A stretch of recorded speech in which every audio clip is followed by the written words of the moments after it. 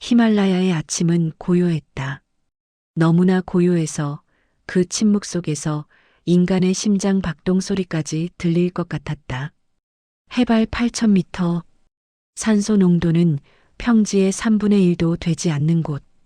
이곳에서 인간은 손님이 아니라 침입자였다. 장태혁은 눈 덮인 능선 위에 서서 아래를 내려다보았다. 62세, H그룹 회장, 대한민국 재계 서열 7위. 그의 이름 석자면 수만 명의 생계가 달렸고 그의 한마디면 수천억 원이 움직였다. 하지만 이곳에서 그는 그저 한 명의 등반가일 뿐이었다. 회장님, 날씨가 이상합니다. 셰르파 가이드 텐징이 불안한 목소리로 말했다. 경험 30년의 베테랑. 히말라야에서 나고 자란 그는 산의 언어를 읽을 줄 아는 사람이었다. 그의 눈빛이 심상치 않았다. 구름이 너무 빨리 올라옵니다. 하산해야 합니다. 장태혁은 고개를 끄덕였다. 그는 무모한 사람이 아니었다. 아니, 정확히는 무모함으로 여기까지 올라온 사람이 아니었다. 그는 모든 것을 계산하고 준비하고 대비하는 사람이었다. 그것이 그를 재벌 회장으로 만든 힘이었다. 하산합니다. 그의 목소리는 담담했다. 정상은 중요하지 않았다. 그는 이미 증명할 것을 모두 증명한 사람이었다. 이 등반은 도전이 아니라 일종의 명상이었다. 세상의 모든 소음에서 벗어나 자신과 마주하는 시간. 하지만 산은 그에게 명상 이상의 것을 준비하고 있었다. 2010년 1월 8일 오전 9시 42분. 바람이 갑자기 방향을 바꿨다. 순식간이었다. 시야를 가득 채웠던 푸른 하늘이 회색 구름으로 뒤덮였다. 눈보라가 사방에서 몰려들었다. 가시거리 5m, 아니 3m. 손을 뻗으면 닿을 거리에 있던 텐징의 모습이 희미해졌다. 로프 확인하십시오. 텐징의 외침이 바람에 흩어졌다. 장태혁은 허리에 연결된 로프를 움켜쥐었다. 생명줄. 이 가느다란 줄 하나가 그와 죽음을 가르는 경계였다. 하산은 등반보다 위험하다. 모든 등반가가 아는 사실이었다. 정상을 향할 때는 긴장이 몸을 지배하지만 내려올 때는 안도감이 경계를 무너뜨린다. 그리고 바로 그 틈에 산은 이빨을 드러낸다. 장태혁은 한 발씩 조심스럽게 내디뎠다. 아이젠이 얼음을 파고들었다. 삐걱. 경고음처럼 들리는 소리. 하지만 멈출 수 없었다. 이 악천후 속에서 멈추는 것은 죽음을 기다리는 것과 같았다. 그때였다. 발밑에 눈이 무너졌다. 정확히는 눈이 아니었다. 눈 아래 숨어있던 얼음판이었다. 크레바스, 빙하의 틈, 죽음의 입구. 회장님, 텐징의 절규가 들렸지만 장태혁의 몸은 이미 공중에 떠 있었다. 로프가 팽팽해지며 그의 하강을 멈춰야 했다. 멈춰야 했다. 하지만 로프는 끊어졌다. 정확히는 풀렸다. 나중에 확인된 사실이지만 카라비너 잠금 장치가 열려 있었다. 누군가 의도적으로 느슨하게 만들어 놓았거나 아니면 점검 과정에서 누군가 실수를 했거나. 이유는 중요하지 않았다. 중요한 건 장태혁이 지금 떨어지고 있다는 사실이었다. 5m, 10m, 20m. 바람이 그의 귓가를 핥히며 지나갔다. 눈과 얼음이 얼굴을 때렸다. 세상이 회전했다. 하늘과 땅의 경계가 사라졌다. 62년의 인생이 주마등처럼 스쳐 지나가야 했다. 그래야 영화 같았다. 하지만 장태혁의 머릿속을 스친 건 단 하나의 생각이었다. 아, 이렇게 끝나는구나. 그리고 그는 의식을 잃었다. 절벽 아래 기적의 경사면 얼마나 시간이 흘렀을까. 장태혁이 눈을 떴을 때 그는 살아있었다. 믿을 수 없는 일이었다. 히말라야에서 수십 미터를 추락하고 살아남는다는 건 기적이었다. 아니, 기적이라는 단어로도 부족했다. 그는 눈과 자갈이 뒤섞인 경사면에 누워 있었다. 빙하가 아니었다. 만약 빙하였다면 그는 산산조각 났을 것이다. 설사면, 눈이 쌓인 비탈, 각도가 절묘했다. 너무 급하면 계속 굴러떨어지고 너무 완만하면 충격을 흡수하지 못한다. 그가 떨어진 곳은 그 사이 어딘가였다. 운이었다. 순전히 운이었다. 하지만 운은 여기까지였다. 장태혁은 몸을 움직이려 했다. 통증이 온몸을 관통했다. 갈비뼈 부러졌다. 최소 2개. 왼쪽 다리도 정상이 아니었다. 골절은 아니지만 심하게 삔 것 같았다. 머리가 지끈거렸다. 두부 외상, 경미한 뇌진탕, 그리고 무엇보다 치명적인 건 추위였다. 저체온증, 히말라야에서 가장 조용한 살인자, 총도 칼도 필요 없다. 그저 기다리기만 하면 된다. 체온이 떨어지고 의식이 흐려지고 결국 잠이 든다. 그리고 깨어나지 못한다. 장태혁은 주머니를 더듬었다. 위성 구조 신호기 있었다. 그는 떨리는 손으로 버튼을 눌렀다. 1번, 2번, 3번. 신호는 발신됐다. 하지만 그는 몰랐다. 아직은 H그룹 본사 17층 위기관리실. 회장님 추락사고 발생. 현지 시각 오전 9시 42분. 보고를 받은 건 전략기획실장 서준호였다. 장태엽의 사위. 딸 장서영과 결혼한 지 8년. 그는 장인의 신뢰를 받으며 빠르게 승진한 인물이었다. 서준호는 전화를 끊고 잠시 침묵했다. 그의 책상 위에는 이미 준비된 파일이 있었다. 제목은 경영 공백 시 대응 매뉴얼. 모든 대기업이 가지고 있는 문서. 최고 경영자의 갑작스러운 부재 상황을 대비한 시나리오. 하지만 서준호의 파일은 조금 달랐다. 그것은 6개월 전부터 준비된 것이었다. 장태혁이 히말라야 등반을 계획한다는 소식을 들은 직후부터 법무팀, 재무팀, 전략팀 임원 긴급 소집. 30분 후 회의실. 그의 목소리는 침착했다. 슬픔도 당황도 없었다. 훈련된 전문가의 목소리였다. 회의실에 모인 임원들의 표정은 무거웠다. 하지만 서준호가 보기에 그들의 무거움은 슬픔이 아니라 불확실성에서 오는 것이었다. 현재 상황을 정리하겠습니다. 서준호가 스크린을 켰다.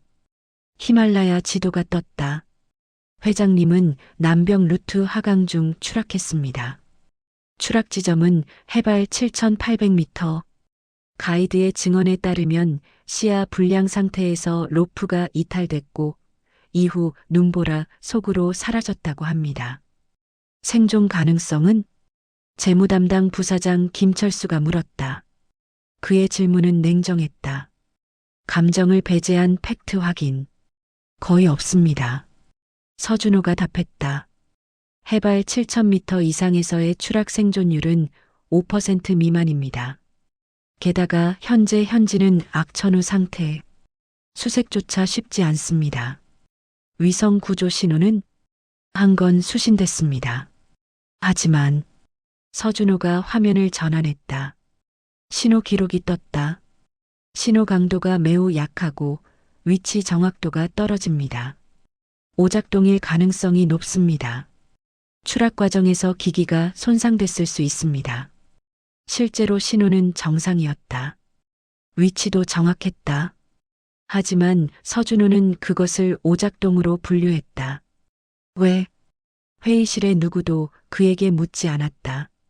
법적으로는 어떻게 됩니까? 법무팀장이 끼어들었다. 실종 처리 후 6개월이 지나면 사망 추정이 가능합니다. 하지만 경영 공백은 지금부터 관리해야 합니다. 이사회 소집이 필요합니다. 후계 구도를 명확히 해야 합니다. 임원들의 말이 쏟아졌다. 장태혁의 생사보다 회사의 미래가 더 급했다. 서준호는 조용히 듣고 있었다. 그리고 적절한 순간에 입을 열었다. 회장님을 찾는 것이 최우선입니다. 하지만 동시에 회사를 지켜야 합니다. 두 가지 모두 우리의 책임입니다. 그의 말은 균형 잡혀 있었다. 이성과 감성, 현실과 희망. 완벽한 리더의 언어였다. 회의는 그렇게 끝났다. 그리고 회의록에는 이렇게 기록됐다. 회장 부재 상황을 전제로 지배구조 안정화 필요. 누구도 회장을 끝까지 찾자는 말을 하지 않았다. 수색은 72시간 만에 중단됐다. 공식 이유는 기상 악화로 인한 수색팀 안전 위협이었다. 하지만 내부 문건에는 다른 문장이 있었다. 현지 수색 지속 시 비용 대비 실익 낮음. 생존 가능성 1% 미만. 수색팀 추가 투입은 자원 낭비. 이 문서를 작성한 사람은 서준호였다. 그는 CFO에게 이렇게 말했다. 감정이 아니라 합리성으로 판단해야 합니다. 회장님이라면 같은 결정을 내리셨을 겁니다. 그리고 그는 옳았다. 어쩌면 장태혁은 평생 합리성을 추구한 사람이었다. 감정보다 숫자를, 희망보다 확률을 믿는 사람이었다. 하지만 그 합리성이 지금 자신의 목숨을 포기하는 근거가 될 줄은 몰랐을 것이다. 라무는 15세 소년이었다. 학교는 다니지 않았다. 정확히는 다닐 여유가 없었다. 그의 가족은 가난했다. 네팔 산골 마을에서도 가장 가난한 축에 속했다. 그는 매일 아침 마을을 떠나 관광객들의 짐을 날랐다. 배낭, 텐트, 장비. 무게는 상관없었다. 무거울수록 돈을 더 받았다. 하루에 $5. 그것이 가족의 생계였다. 그날도 그는 평소처럼 짐을 나르고 있었다. 그런데 멀리서 무언가 이상한 것이 보였다. 사람이었다. 눈 위에 쓰러져 있는 사람. 라무는 달려갔다. 가까이 다가가자 그 사람이 외국인임을 알 수 있었다. 아시아인. 등반복을 입고 있었다. 얼굴은 창백했고 입술은 파랗게 질려 있었다. 죽었나? 라문이 손을 뻗어 목에 손가락을 댔다. 맥박이 뛰고 있었다. 약하지만 살아 있었다. 라문은 주위를 둘러봤다. 아무도 없었다. 이 사람은 혼자였다. 추락한 것 같았다. 그는 알고 있었다. 산에서 떨어진 사람들은 보통 다시 구조되지 않는다는 것을. 구조 비용이 너무 비싸거나 아니면 이미 포기됐거나. 라무는 선택해야 했다. 구조대를 부를 것인가 아니면 그냥 지나칠 것인가. 하지만 그는 제3의 선택을 했다. 그는 남자를 업었다. 라문이 장태혁을 데려간 곳은 병원이 아니었다. 마을 외곽에 있는 낡은 창고였다. 원래는 곡식을 보관하던 곳이었지만 지금은 거의 사용하지 않았다. 관광객들 눈에 띄지 않는 곳. 왜 병원이 아니었을까? 이유는 간단했다. 마을에는 병원이 없었다. 가장 가까운 병원까지는 도보로 2일이 걸렸다. 그리고 라무는 알고 있었다. 외국인을 병원에 데려가면 질문이 쏟아진다는 것을. 신분은? 여권은? 보험은? 돈은? 라문에게는 그 어떤 것도 없었다. 그래서 그는 마을의 노파를 불렀다. 카말라.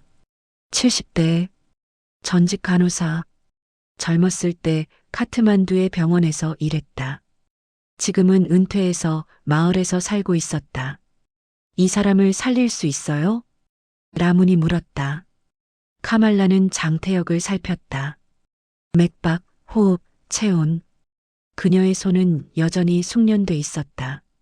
갈비뼈 골절, 두부 외상, 저체온증. 심각하지만 치명적이진 않아. 살릴 수 있다는 거죠? 노력해 볼 수는 있지. 그렇게 장태혁의 치료가 시작됐다.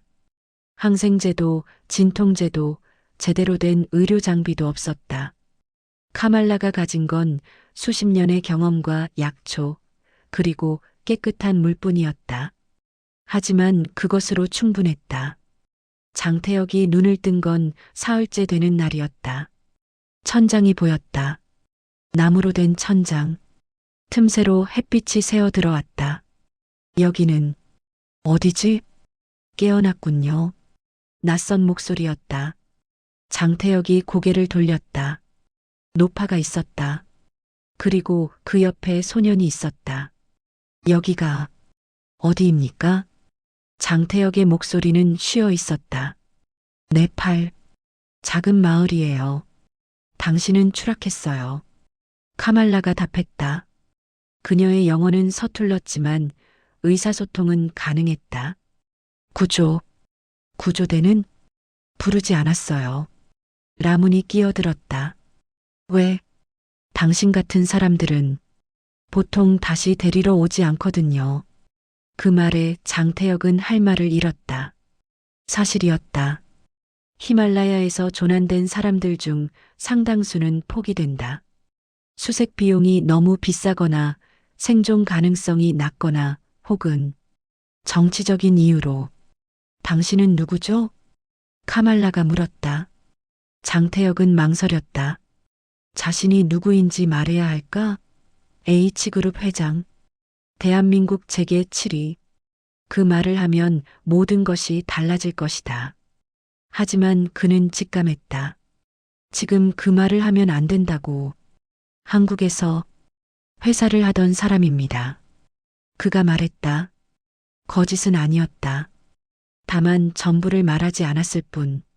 라무는 더 묻지 않았다. 그에게 중요한 건 이 남자가 누구냐가 아니라 이 남자가 살아야 한다는 사실이었다. 장태혁이 실종된 지 2주가 지났다. 공식적으로 그는 여전히 실종 상태였다. 사망 선고는 법적으로 6개월 후에나 가능했다. 하지만 회사는 기다릴 수 없었다. 임시 이사회가 소집됐다. 안건은 경영 공백 해소 방안이었다. 현재 회장 직무는 공석 상태입니다. 하지만 회사는 멈출 수 없습니다. 임시 체제를 구축해야 합니다. 서준호가 말했다. 그의 목소리에는 확신이 있었다. 제안합니다. 경영위원회를 구성하고 전략기획실을 중심으로 임시 의사결정 체계를 만들자고요. 사회이사 중 한 명이 손을 들었다. 장 회장의 가족은 어떻게 생각합니까? 장남이나 따님의 의견은? 장민호 이사는 현재 미국 법인에 있습니다. 귀국이 어려운 상황입니다. 서준호가 답했다. 사실 장민호는 귀국하려 했다. 하지만 서준호가 막았다. 지금 본사로 오면 혼란만 가중된다는 명분으로. 따님은? 아내는 제 판단을 믿는다고 했습니다. 회의실에 침묵이 흘렀다. 장서연, 장태혁의 외동딸. 그녀는 회사 경영에는 관여하지 않았다. 재단 이사로 활동하며 사회공헌 사업을 맡고 있었다. 그녀는 남편을 믿었다. 아니, 믿고 싶어 했다. 아버지가 사라진 상황에서 남편만큼은 믿어야 한다고 생각했다. 하지만 그녀는 몰랐다. 자신의 믿음이 어떤 결과를 낳을지. 한 달 사이에 H그룹은 완전히 바뀌었다. 사회이사 교체. 기존 사회이사 5명 중 3명이 사임했다. 명목은 건강상 이유 혹은 개인 사정이었다. 그들을 대신해 들어온 사람들은 모두 서준호와 가까운 인물들이었다. 감사조직 해체. 회장 직속 감사팀이 해체됐다. 이유는 조직 효율화였다. 감사 기능은 각 부서로 분산됐다. 결과적으로 누구도 전체를 감사하지 않게 됐다. 해외 법인 자금 재배치. 가장 조용하지만 가장 중요한 변화였다. 동남아시아, 중동, 유럽 법인의 자금 구조가 재편됐다. 명목은 환율 리스크 관리였다. 하지만 실제로는 추적이 어려운 계좌들로 자금이 이동했다. 장민호가 이를 눈치챘다. 준호, 이게 무슨 일이야? 왜 해외법인 자금을 이렇게 움직이는 거야? 그가 전화로 따졌다. 민호 형, 지금은 비상 상황입니다. 자금 안정성을 확보해야 합니다. 안정성? 이건 빼돌리는 거잖아. 형, 회계법인 감사를 모두 받은 정당한 절차입니다. 의심하지 마세요. 서준호의 목소리는 여전히 침착했다. 장민호는 더 이상 말하지 못했다. 그는 법적 근거가 약했다. 아버지의 장남이었지만 회사 내 직책은 미미했다. 서준호는 전략기획실장이었다. 권한이 달랐다. 당신을 믿어, 준호. 장서연이 남편에게 말했다. 아빠가 돌아올 때까지 회사를 지켜줘. 그게 아빠가 원하시는 일이야. 서준호는 아내를 껴안았다. 걱정 마. 내가 다 지킬게. 그의 목소리는 따뜻했다. 진심처럼 들렸다. 하지만 그의 눈은 차가웠다. 장태혁이 혼자 걸을 수 있게 된 건 한 달이 지나서였다. 처음에는 벽을 잡고 한 발씩 내딛었다. 갈비뼈 통증이 여전했지만 참을 만했다. 두 발, 세 발. 그렇게 조금씩 거리를 늘려갔다. 라무는 그 모습을 지켜봤다. 당신은 강한 사람이군요. 강한 게 아니라 살아야 하니까요. 장태혁이 답했다. 왜 살아야 하죠? 라문의 질문은 단순했지만 깊었다. 장태혁은 대답하지 못했다. 왜 살아야 하는가? 복수? 회사? 가족? 그는 몰랐다. 아직은 마을의 일상.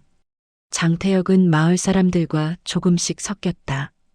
아침이면 우물가에서 물을 길었다. 점심에는 밭일을 거들었다. 저녁에는 아이들에게 한글을 가르쳤다. 라문이 한국에 관심이 많다는 걸 알고 시작한 일이었다. 이건 뭐라고 읽어요? 하늘, 스카이, 하늘. 예쁜 말이네요. 라문은 빠르게 배웠다. 총명한 아이였다. 장태혁은 생각했다. 이 아이가 제대로 된 교육을 받았다면 어땠을까? 그러던 어느 날 라문이 물었다. 당신은 한국에서 무슨 일을 했어요? 회사를 운영했습니다. 큰 회사요? 네, 큰 회사였습니다. 그럼 부자였겠네요? 장태혁은 웃었다. 쓸쓸한 웃음이었다. 돈은 많았습니다. 하지만 부자였는지는 모르겠네요. 라무는 그 말을 이해하지 못했다. 돈이 많으면 부자 아닌가? 하지만 장태혁은 알고 있었다. 자신이 가진 수조 원의 자산이 지금 이 순간 자신을 살린 라문의 선택만큼 가치 있는지. 의료봉사단의 방문. 그날 밤은 평소와 달랐다. 마을에 의료봉사단이 들어왔다.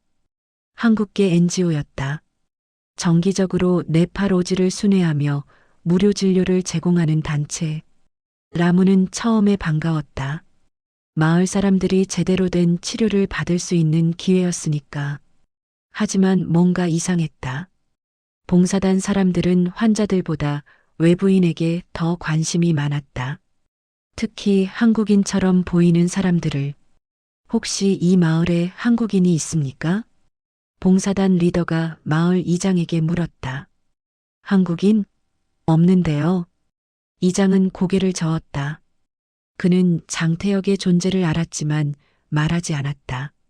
라문이 비밀로 해달라고 부탁했기 때문이다. 하지만 봉사단은 쉽게 물러나지 않았다. 그들은 집집마다 방문했다. 건강검진이라는 명목으로. 라문은 불안했다. 창고에 있는 장태혁을 옮겨야 할까? 하지만 어디로? 그날 밤 라문의 불안은 현실이 됐다. 봉사단의 한 의사가 창고 근처를 배회하는 걸 라문이 목격했다. 우연이 아니었다. 그는 무언가를 찾고 있었다. 라문은 서둘러 창고로 갔다. 장태혁은 잠들어 있었다. 하지만 평소와 달라 보였다. 호흡이 불규칙했다. 아저씨, 일어나세요. 라문이 흔들었지만 장태혁은 깨어나지 않았다. 깊은 수면? 아니, 이건 수면이 아니었다. 라무는 카말라를 불렀다. 이상해요. 갑자기 의식을 잃었어요. 카말라가 장태혁의 상태를 확인했다. 맥박이 느렸다. 체온이 떨어지고 있었다. 약물이야. 카말라의 목소리가 굳었다. 누군가 이 사람에게 약을 먹였어. 누가요? 모르지.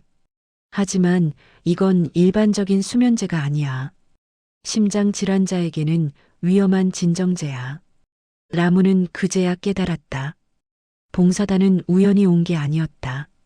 그들은 장태혁을 찾고 있었다. 그리고 찾았다. 그리고 제거하려 했다. 카말라는 밤새 장태혁을 치료했다. 토하게 하고 물을 먹이고 체온을 유지시켰다. 다행히 장태혁은 살아났다. 하지만 그는 이제 알았다. 결심. 장태혁이 깨어났을 때 라문이 옆에 앉아 있었다. 누군가 당신을 죽이려 했어요. 라문이 말했다. 알고 있습니다. 장태혁의 목소리는 차분했다. 놀라지 않았다. 어쩌면 예상하고 있었는지도 몰랐다. 왜요? 당신이 뭘 했길래? 아무것도 하지 않았습니다. 그게 문제죠. 장태혁은 천장을 바라봤다. 저는 62년을 살았습니다. 그중 40년을 회사를 위해 살았어요. 저는 제국을 건설했습니다. 수만 명을 먹여 살렸고 수조원을 움직였죠.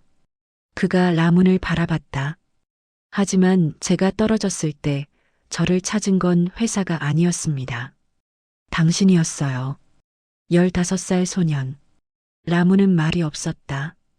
제가 사라지면 이득을 보는 사람이 있습니다. 그래서 저는 결정했어요. 뭐요? 지금 돌아가면 저는 다시 죽습니다. 제대로 준비하기 전까지는 제 생존을 알려서는 안 됩니다. 증거 수집. 장태혁은 움직이기 시작했다. 봉사단이 남긴 약물 샘플을 확보했다. 카말라가 보관해뒀던 것이다.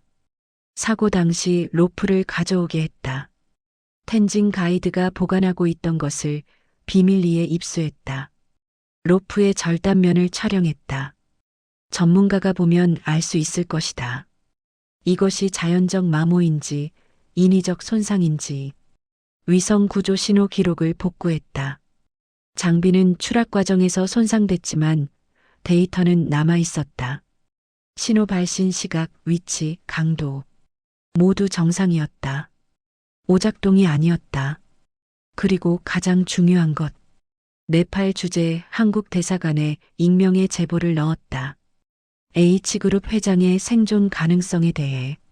하지만 공식 확인은 하지 말 것. 단지 기록만 남겨달라고. 왜? 나중을 위해서였다.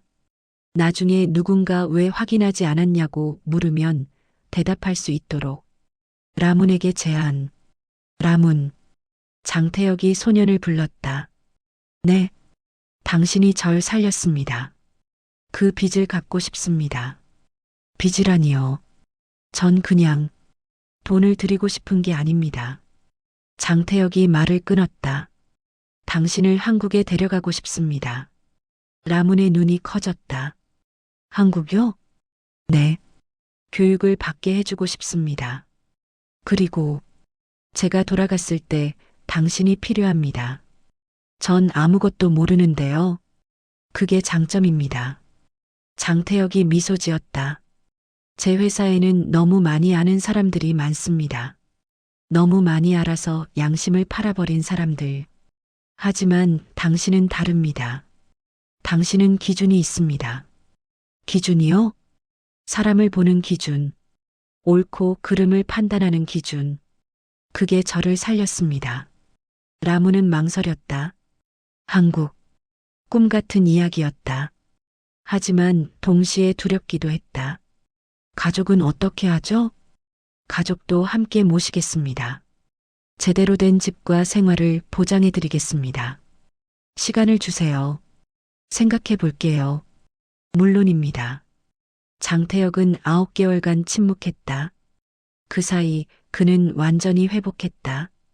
갈비뼈는 붙었고 체력도 돌아왔다. 하지만 그는 서두르지 않았다. 그는 매일 마을을 걸으며 생각했다. 무엇이 잘못됐나? 자신의 회사에서, 자신의 가족에서 무엇이 잘못돼서 이런 일이 벌어졌나? 답은 명확했다. 신뢰의 부재. 그는 사람을 믿지 않았다. 아니, 정확히는 시스템을 믿지 않았다. 그래서 모든 권력을 자신에게 집중시켰다. 자신이 모든 것을 컨트롤해야 한다고 생각했다. 하지만 그 결과는 자신이 사라지자 회사는 쉽게 장악당했다. 왜냐하면 시스템이 아니라 사람에 의존했기 때문이다. 이번에는 달라야 했다. 라문을 통해 간간히 한국 소식을 들었다. H그룹은 안정적으로 운영되고 있었다. 서준호의 리더십 아래 오히려 성장세를 보였다. 주가도 올랐다. 언론은 호평했다. 위기를 기회로. H그룹의 놀라운 회복력. 서준호 기획실장, 차세대 리더로 급부상. 심지어 경제 잡지에서 올해의 경영인 후보로 거론됐다. 장태혁은 씁쓸하게 웃었다. 자신이 사라지니 오히려 회사가 잘 돌아간다. 이게 현실이었다. 하지만 숫자 뒤에 숨은 진실을 그는 알고 있었다. 해외 법인 자금의 불투명한 이동, 사회이사 구성의 변화, 감사 시스템의 해체, 이 모든 것이 무엇을 의미하는지 누군가 회사를 사유화하고 있었다.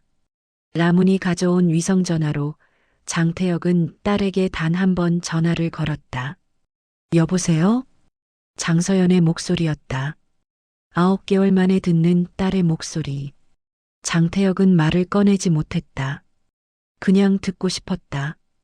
딸의 목소리를. 여보세요? 누구세요? 장서연이 다시 물었다. 불안한 목소리였다. 아빠야, 서연아. 장태혁이 마침내 입을 열었다. 침묵. 긴 침묵. 그리고 흐느끼는 소리. 아빠. 아빠예요? 정말 아빠예요? 그래. 아빠다. 어떻게 살아계세요? 다들 돌아가셨다고. 긴 이야기다. 하지만 지금은 말할 수 없어. 왜요? 왜 말할 수 없어요? 지금 어디 계세요? 제가 모시러 갈게요. 안 돼. 장태혁의 목소리가 단호해졌다. 아직은 안 돼. 서연아, 내 말 잘 들어. 지금 내가 살아있다는 걸 아무에게도 말하면 안 된다. 왜요? 준호 오빠한테도요? 특히 준호한테는 절대 안 된다. 무슨 말씀이세요? 준호 오빠가 뭘 어쨌다고. 서연아. 장태혁이 말을 끊었다. 나를 믿어라. 한 달만. 한 달 후에 내가 돌아간다. 그때까지 아무에게도 말하지 마라. 내 목숨이 달린 문제다. 장서연은 울고 있었다. 하지만 대답했다. 알겠어요, 아빠. 믿을게요. 전화가 끊겼다. 장태혁은 전화기를 내려놓고 한숨을 쉬었다. 딸을 믿을 수 있을까? 남편에게 비밀을 지킬 수 있을까? 그는 확신할 수 없었다. 하지만 선택의 여지가 없었다. 라문은 결정했다. 한국에 가기로. 가족들이 허락했어요. 라문이 말했다. 어머니가 그러시더라고요. 내가 살린 사람이니 내가 끝까지 책임져라고. 장태혁은 고개를 끄덕였다. 고맙다, 라문. 후회하지 않게 해주마. 전 아직도 모르겠어요. 제가 한국에서 뭘 할 수 있는지. 내 눈이 되어줘. 내가 볼 수 없는 것을 봐줘. 내가 믿을 수 없는 사람들을 내가 판단해줘. 라문은 이해하지 못했다. 하지만 고개를 끄덕였다. 최선을 다할게요. 비공개 이사회가 열렸다. 안건은 단 하나. 신임 회장 선임의 건. 장태혁 실종 후 1년. 법적으로 사망 추정이 가능한 시점이 다가왔다. 이사회는 더 이상 기다릴 수 없다고 판단했다. 후보는 한 명이었다. 서준호. 서준호 전략기획실장을 신임 회장으로 추대하고자 합니다. 법무팀장이 안건을 설명했다. 지난 1년간 그의 리더십은 입증됐습니다. 회사는 안정적으로 성장했고 주가는 30% 상승했습니다. 이사회는 만장일치로 그를 지지합니다.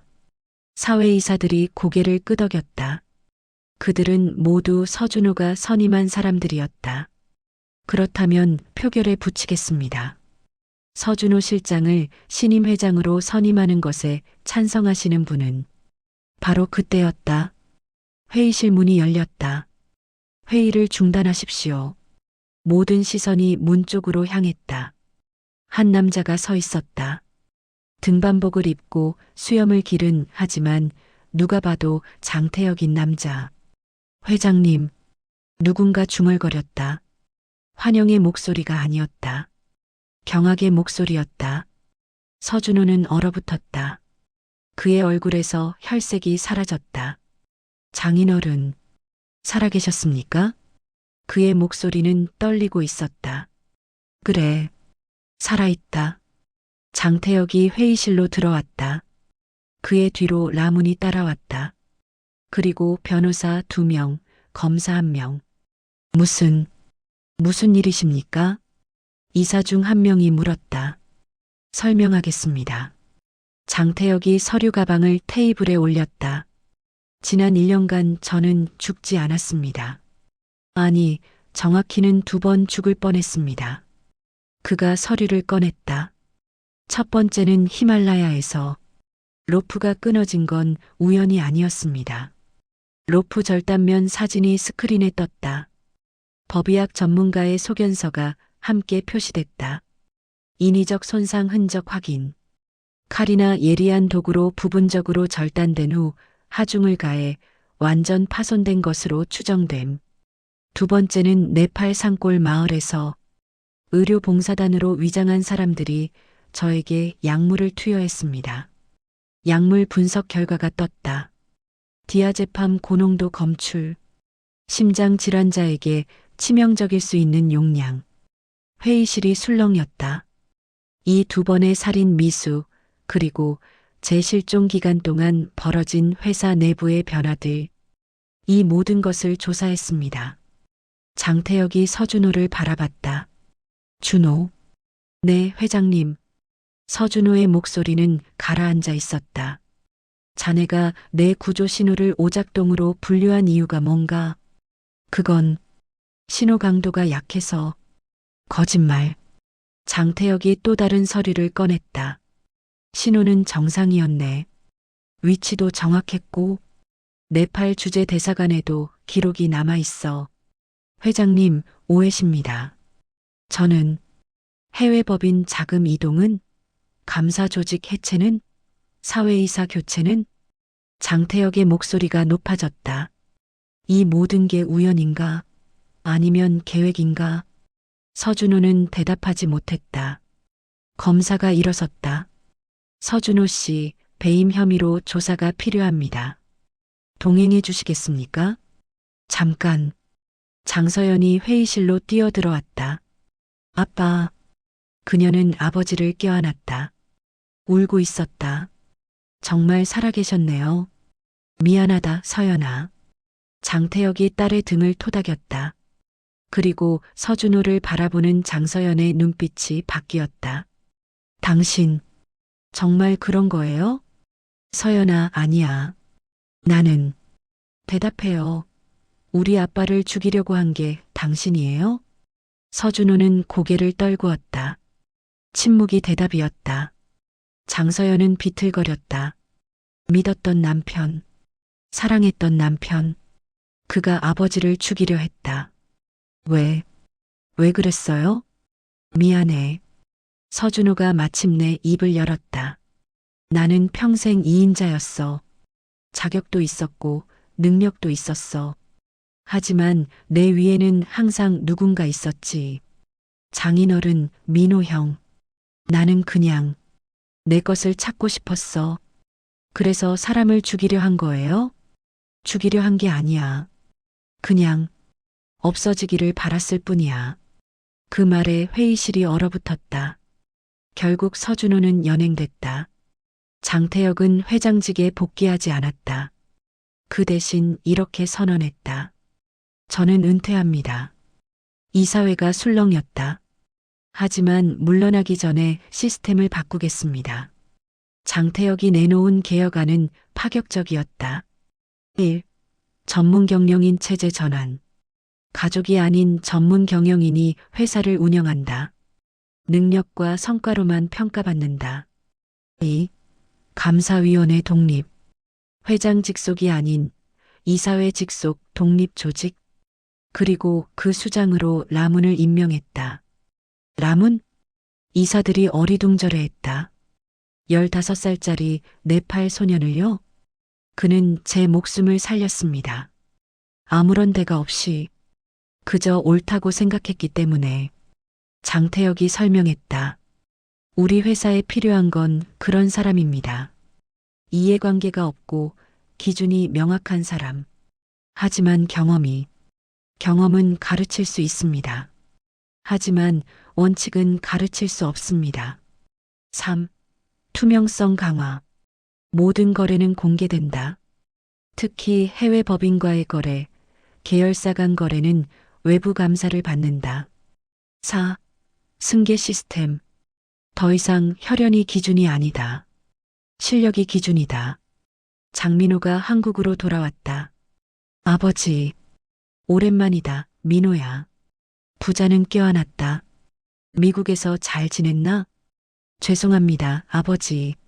제가 회사를 지키지 못했습니다. 아니다. 내 탓이 아니야. 장태혁이 아들의 어깨를 두드렸다. 나도 내게 제대로 된 기회를 주지 못했어. 항상 2인자로만 대했지. 그게 잘못이었다. 아버지, 민호야, 내가 회장을 해라. 저요? 그래. 하지만 조건이 있다. 무엇입니까? 전문 경영인들과 협력해라. 혼자 하려 들지 마라. 그리고 라문의 감사를 받아들여라. 장민호는 고개를 끄덕였다. 명심하겠습니다. 라문은 한국에서 교육을 받기 시작했다. 한국어, 경영학, 회계학, 법학. 그는 스펀지처럼 흡수했다. 그리고 1년 후 감사위원장으로 정식 임명됐다. 처음에는 비웃는 사람들이 많았다. 15살짜리가 감사를? 어린애 장난도 아니고. 하지만 라문은 증명했다. 그는 누구도 보지 못한 허점을 찾아냈다. 숫자가 아니라 사람을 봤기 때문이다. 누가 거짓말하는지, 누가 숨기는지 그는 본능적으로 알았다. 그리고 무엇보다 그는 두려워하지 않았다. 회장이든 임원이든 누구든 잘못하면 지적했다. 이해관계가 없었기 때문이다. 장서연은 이혼했다. 서준호는 재판에서 징역 5년을 선고받았다. 살인 미수는 입증되지 않았지만 배임과 횡령이 인정됐다. 미안해, 서연아. 면회실에서 서준호가 말했다. 나도 미안해요. 장서연이 답했다. 나도 당신을 제대로 보지 못했어요. 사랑한다고 생각했지만 정말 당신을 이해했는지는 모르겠어요. 용서해 줄 수 있어? 시간이 필요해요. 아주 긴 시간. 그녀는 일어섰다. 잘 지내요, 준호 씨. 그녀는 뒤돌아보지 않았다. 3년이 흘렀다. H그룹은 여전히 재계 서열 7위였다. 하지만 내부는 완전히 달라졌다. 장민호 회장은 전문 경영인들과 협력하며 회사를 안정적으로 운영했다. 독단적인 결정은 사라졌다. 모든 중요한 결정은 이사회와 감사위원회를 거쳤다. 라문은 이제 20세가 됐다. 그는 여전히 감사위원장이었다. 그리고 회사에서 가장 두려운 존재였다. 그의 보고서 한 줄이 임원의 목을 날릴 수 있었다. 하지만 그는 권력을 휘두르지 않았다. 단지 진실을 말했을 뿐이다. 장서연은 재단을 확대했다. H재단은 이제 교육 사업에 집중했다. 특히 네팔과 같은 개발도상국의 청소년 교육을 지원했다. 아빠가 라문을 만난 것처럼 누군가도 기회를 만날 수 있게. 그녀의 철학이었다. 장태혁은 서울 외곽의 작은 집에서 살았다. 더 이상 회장이 아니었다. 수만 명을 지휘하지도 수조원을 움직이지도 않았다. 하지만 그는 행복했다. 매일 아침 산책을 했다. 오후에는 책을 읽었다. 저녁에는 라문과 저녁을 먹으며 회사 이야기를 들었다. 오늘 영업 2팀에서 문제가 있었어요. 라문이 말했다. 허위 보고였어요. 실적을 부풀렸더라고요. 어떻게 했나? 팀장을 불러서 물어봤죠. 왜 거짓말했냐고. 뭐라고 하던가. 실적 압박이 심하다고 했어요. 그래서 어쩔 수 없었다고. 자네는 뭐라고 했나? 압박은 핑계가 될 수 없다고 했어요. 그리고 영업 목표 시스템을 재검토하라고 건의했어요. 장태혁은 미소 지었다. 잘했네. 제가 너무 냉정한 것 같아요. 사람들이 절 무서워해요. 자네는 냉정한 게 아니라 공정한 거야. 차이가 있지. 라무는 고개를 끄덕였다. 어느 날 장태혁과 라무는 네팔을 방문했다. 라문의 고향 마을이었다. 마을은 달라져 있었다. H재단의 지원으로 학교가 생겼다. 진료소도 생겼다. 도로도 포장됐다. 많이 변했네. 라문이 중얼거렸다. 좋은 쪽으로 변한 거야. 장태혁이 답했다. 카말라 할머니는 여전히 살아 있었다. 이제 73세. 여전히 정정했다. 오랜만이구나, 라문. 그리고 당신도. 그녀가 장태혁을 보며 웃었다. 살아 돌아왔군요. 할머니 덕분입니다. 아니야. 라문 덕분이지. 이 아이가 당신을 찾았고 이 아이가 당신을 살렸어.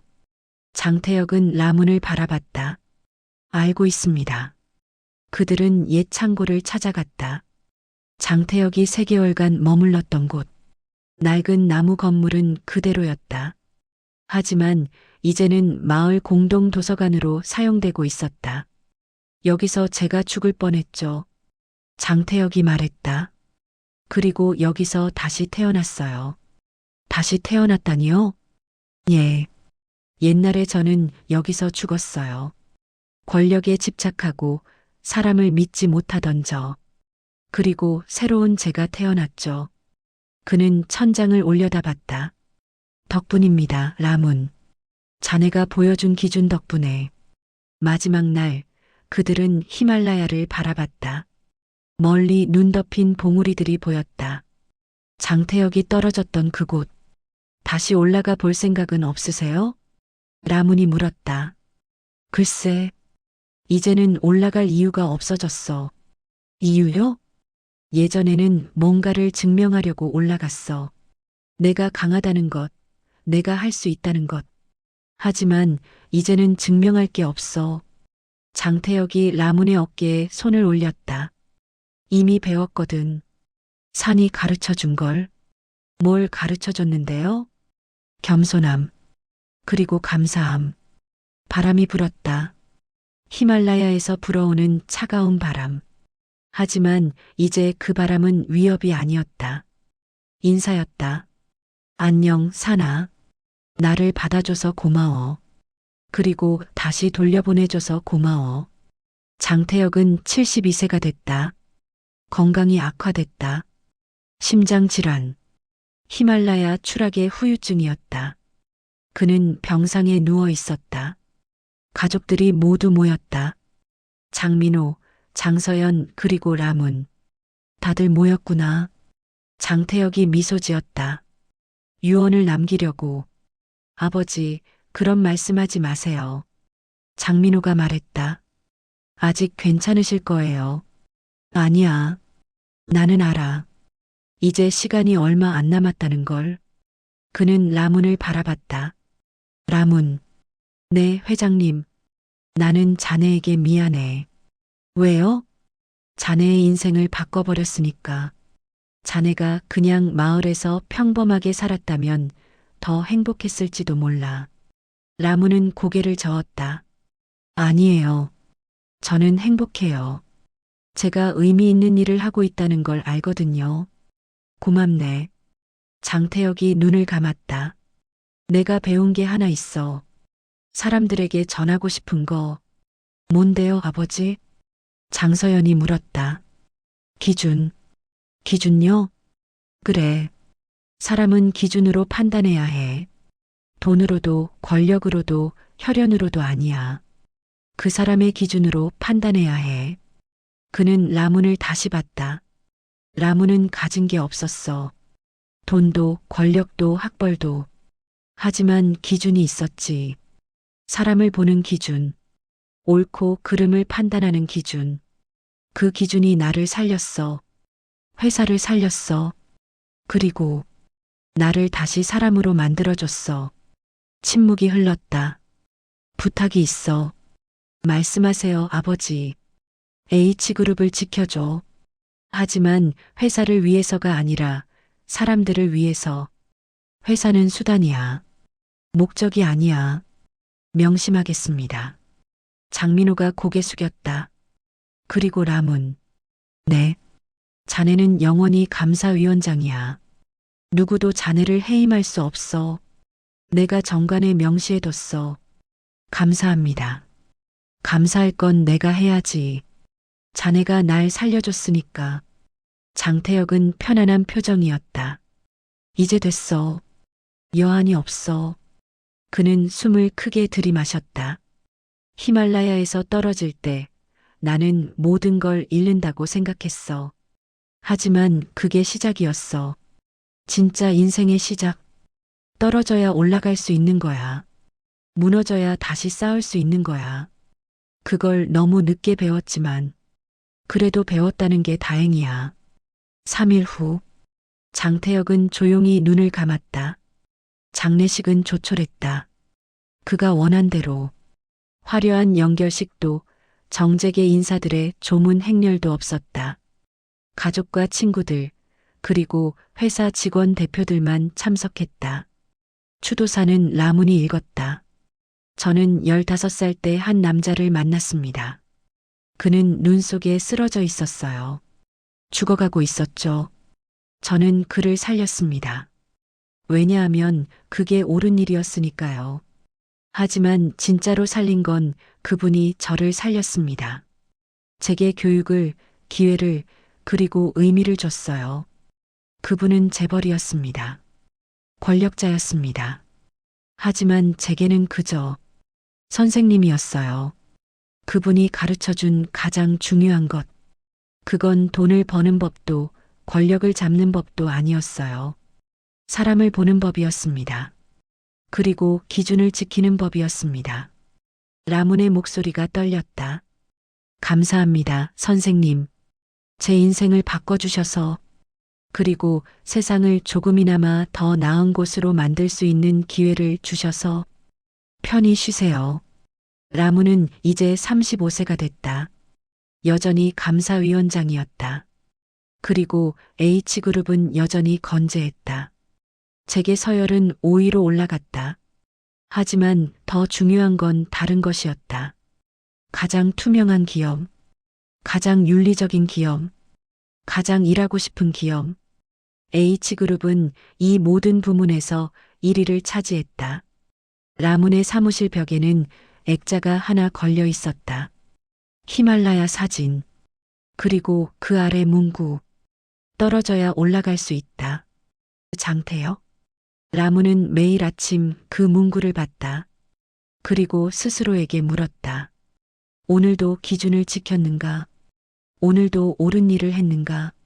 네팔 산골 마을. 라문의 고향. 그곳에는 이제 큰 학교가 있었다. 장태혁 기념학교. 매년 100명의 학생들이 이곳에서 공부했다. 무료였다. H재단이 모든 비용을 댔다. 학교 입구에는 동판이 있었다. 이 학교는 한 소년의 선택으로 시작됐습니다. 라무는 죽어가는 낯선 사람을 살렸습니다. 대가를 바라지 않고 오직 옳다고 생각했기 때문에 그 선택이 한 사람을 살렸고 한 회사를 바꿨고 수만 명의 삶을 변화시켰습니다. 여러분도 선택할 수 있습니다. 옳은 일을, 기준을 지키는 일을, 그것이 세상을 바꿉니다. 학교 운동장에서 아이들이 뛰어놀고 있었다. 그들은 몰랐다. 이 학교가 어떻게 생겨났는지, 한 재벌의 추락과 한 소년의 선택과 그리고 기준을 지킨 사람들의 이야기를. 하지만 그들은 배울 것이다. 언젠가 자신들도 선택해야 할 순간이 올 것이다. 그때 이 학교가 가르친 것을 기억하기를. 옳은 일을 하라. 기준을 지켜라. 그것이 세상을 바꾼다.